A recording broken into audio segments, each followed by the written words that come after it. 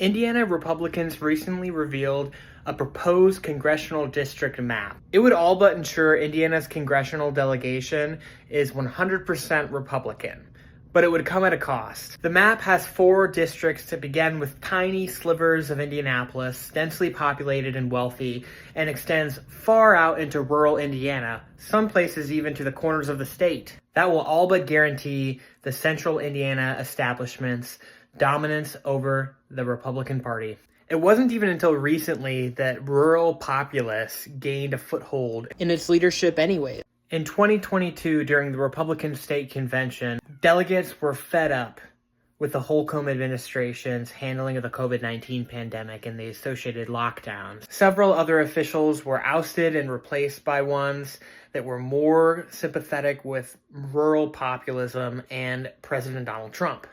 That change culminated in 2024 with the election of Micah Beckwith as Governor Mike Braun's running mate and lieutenant governor. Redistricting would put central Indiana Republicans firmly back in control of the state party. The Indy media market alone would easily touch 8 of the 9 congressional districts. With such a densely populated core, it would pretty much guarantee that if politicians were going to spend their money for advertisement somewhere, that's where it would go.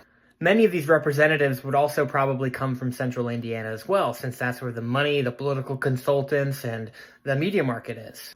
Already, most of the representatives that represent an area near central Indiana come from about as central of a location as possible. U.S. Representative Jefferson Shreve, for example, recently ran for Indianapolis mayor. Victoria Sparks lives in Noblesville, and Jim Baird lives near Greencastle. Overall, it would be great for an urban columnist like me, because that means elected officials in 2 more congressional districts have a reason to listen to what I have to say. But it's a bad deal for residents of rural Indiana.